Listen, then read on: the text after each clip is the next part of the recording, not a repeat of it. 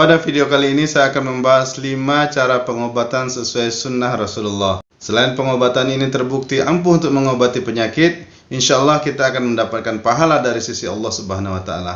Kita akan membahasnya. Tetap di channel ini.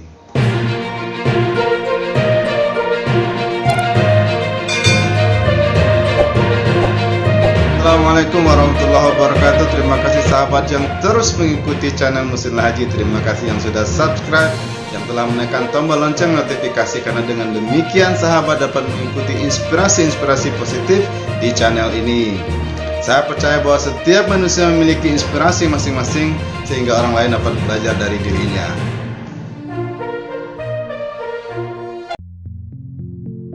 Alhamdulillahirabbil alamin. Di klinik Ruang Sehat Masjid Taqwa Negari Talawi, saya senantiasa dapat membantu Bapak Ibu sahabat semua untuk pengobatan dari segala macam penyakit yang Bapak Ibu konsultasikan kepada saya, mulai dari ruqyah, bekam, dan pengobatan herbal. Bapak Ibu sahabat semua, tentu saja Allah akan menguji setiap manusia, baik itu dari kesedihan, kehilangan, kekurangan harta dan jiwa, bahkan manusia diuji dari ia menderita sakit. Nah, berikut 5 cara pengobatan sesuai sunnah, dan insya Allah kita pun akan mendapatkan pahala dengan melakukan 5 langkah ini. Pertama, beristighfar kepada Allah Subhanahu wa Ta'ala.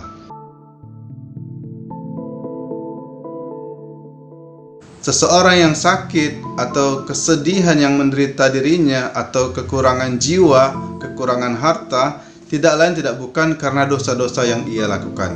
Walaupun sahabat di sisi lain, sakit terkadang juga akan mengangkat derajat manusia. Seperti Nabi Ayub yang diderita oleh sakit yang berkepanjangan. Tentu saja kita tidak akan menyamakan diri kita dengan Nabi. Kita berpersangka baik saja pada diri kita bahwa boleh jadi dosa-dosa yang kita lakukan sahabat yang membuat diri kita sakit atau keluarga kita sakit, anak atau istri kita sakit. Jangan dulu buru-buru kita panik dan seolah-olah satu-satunya jalan ketika ada diri kita sakit atau keluarga kita yang sakit, kita hanya tahu obat apa yang harus kita cari untuk menyembuhkannya. Lalu dokter mana yang paling hebat yang bisa menyembuhkan penyakit kita, atau rumah sakit mana yang terkenal yang hanya bisa menyembuhkan penyakit kita. Kita yakini bahwa Allah Subhanahu wa Ta'ala yang telah memberikan sakit kepada kita untuk menguji kita, untuk mengangkat derajat kita. Dalam hadis disampaikan, tidak seorang sakit atau sedih atau kekurangan harta jiwa kecuali Allah Subhanahu wa Ta'ala mengampuni dosa-dosanya seperti daun kering yang dimakan oleh api. Lalu Allah Subhanahu wa Ta'ala juga sahabat yang akan menyembuhkannya. Jangankan menyembuhkan yang sakit menjadi sembuh, menghidupkan seseorang yang mati menjadi hidup, yang sudah menjadi debu, menjadi abu, dikumpulkan lagi oleh Allah Subhanahu wa Ta'ala menjadi sosok manusia yang utuh seperti semula. Nah, inilah keyakinan sahabat yang harus kita benar-benar kuatkan dalam diri kita. Kadangkala ada pasien yang datang ke klinik Ruang Sehat Masjid Taqwa Negari Talawi. Saya mengajak beliau ini, pasien ini sahabat, agar berbahagia ketika ia sakit. Dengan sebenar-benarnya bahagia sahabat. Kenapa tidak? Allah Subhanahu wa Ta'ala sudah memberikan peluang untuk mengampuni dosa-dosanya. Itu adalah sebuah bukti kecintaan Allah Subhanahu wa Ta'ala kepada dirinya. Dengan menyadari bahwa Allah memberikan penyakit kepadanya sebagai bukti rasa cinta Allah kepada dirinya, sehingga muncul rasa bahagia, sebuah peluang pengampunan dosa. Seperti yang sudah kita ketahui sahabat, 55% penyakit itu disebabkan oleh perasaan atau hati yang sakit terlebih dahulu. Ketika kita merasa bahagia, maka hati kita akan berubah menjadi sehat, dan tubuh kita akan mengeluarkan enzim-enzim yang bisa memberikan kesembuhan terhadap penyakit kita. Yang kedua sahabat, yang perlu kita lakukan adalah ruqyah mandiri atau ruqyah terhadap diri sendiri.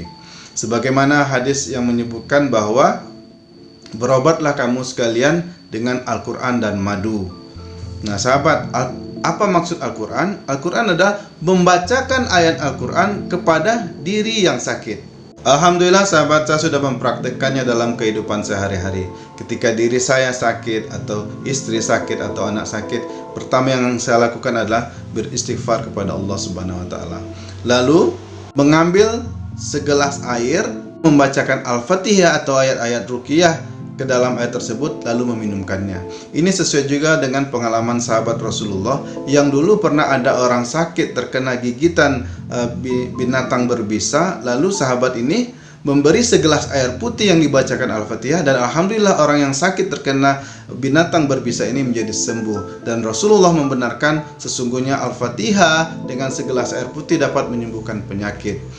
Dan juga bisa sahabat, ketika kita sakit, contohnya perut kita sakit, kita pegangkan tangan kita ke perut itu, lalu kita bacakan Al-Fatihah, kita usap-usapkan. Kita ambil segelas air, kita bacakan Al-Fatihah, kita minum. Begitu seterusnya sahabat. Jangan putus asa. Sesungguhnya Al-Quran sangat kuat penyembuhannya. Sesungguhnya Al-Quran mempunyai mukjizat keajaiban sahabat yang bisa menyembuhkan. Tinggal keyakinan kita sahabat. Apakah kita yakin bahwa Al-Quran benar-benar bisa menyembuhkan, atau hanya obat dari dokter yang bisa menyembuhkan, atau hanya rumah sakit yang terkenal yang bisa menyembuhkan, atau hanya dokter yang berpengalaman yang bisa menyembuhkan? Bisa jadi sahabat, penyakit yang menderita kita itu adalah ulah dari akibat gangguan jin, sehingga sangat tepat caranya kita berobat dengan meruqyah diri kita sendiri, membacakan ayat Al-Quran, lalu mengusapkan ke tempat yang sakit dengan membacakan ayat-ayat ruqyah. Sebagai contoh, ada penyakit kita yang menahun, ada sakit kepala menahun, sakit perut menahun, batuk menahun. Kalau penyakit yang tidak lazim seperti ini sahabat, maka bisa jadi ini adalah ulah dari gangguan jin dan setan. Yang ketiga sahabat, cara kita mengobati penyakit yaitu sholat 2 rakaat, memohon kepada Allah Subhanahu wa taala untuk kesembuhan. Sebagaimana diterangkan dalam Al-Quran, sabar dan sholat adalah jalan keluar terhadap segala permasalahan yang dihadapi oleh manusia, begitu juga dengan sakit. Oleh karena itu sahabat, jangan lupa ketika kita sakit, jangan panik, mohon pertolongan kepada Allah, mohon ampun kepada Allah, bacakan ruqyah, berikan air minum ruqyah, lalu sholat 2 rakaat, memohon kepada Allah agar diberi kesembuhan. Kita yang sakit, sholat 2 rakaat, anak kita atau istri kita sakit, orang tua kita sakit, gelar sejadah kita, sholat 2 rakaat, meminta kepada Allah Subhanahu wa taala agar diberikan kesembuhan. Lalu yang keempat sahabat, melakukan apa-apa yang diperintahkan oleh Rasulullah ketika beliau dan orang-orang di sekitarnya sakit. Apa itu? Rasulullah mensunahkan, berbekamlah kamu untuk kesembuhan, atau minum madulah kamu untuk kesembuhan, atau habatus saudah adalah obat dari segala macam penyakit kecuali kematian. Lalu ada zaitun, ada kurma, daun bidara, air zam-zam. Insyaallah kita bisa dapatkan di obat-obatan herbal, atau bisa silakan langsung ke Ruang Sehat Masjid Taqwa Negari Talawi yang berada di sekitar Sawalunto atau sekitarnya. Sekali lagi sahabat, keyakinan bahwa apa yang dilakukan oleh Rasulullah untuk pengobatan dirinya dan keluarganya atau orang-orang di sekitarnya, keyakinan itu pula lah bagi kita untuk menyembuhkan penyakit-penyakit yang kita derita atau keluarga kita derita. Sebagaimana dulu ada sahabat yang sakit perut, lalu berkata kepada Rasulullah, "Ya Rasulullah, perut saya sakit." Kata Rasulullah, "Minumlah madu, maka sesungguhnya sakit perutmu akan hilang dengan minum madu." Dan begitu seterusnya, habatus saudah dan seterusnya. Lalu yang kelima sahabat, yang perlu kita lakukan untuk kesembuhan penyakit kita adalah kita bisa menemui orang soleh atau pengobat yang soleh atau tabib yang soleh, agar kita bisa mendapatkan petunjuk dari orang soleh ini, bahkan bisa mendapatkan doa darinya untuk kesembuhan kita. Ia akan memberikan tausiah-tausiah penguatan kepada diri kita, hikmah-hikmah di balik penyakit yang kita derita. Lalu ia juga akan mengarahkan kita kepada pengobatan-pengobatan tibun nabawi yang dulu dianjurkan oleh Rasulullah.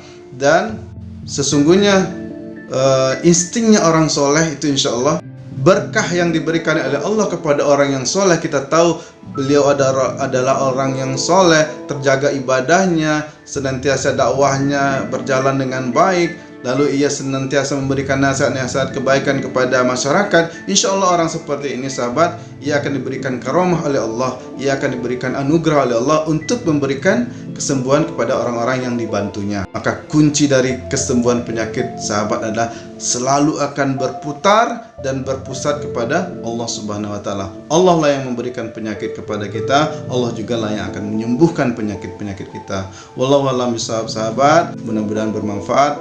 Assalamualaikum warahmatullahi wabarakatuh.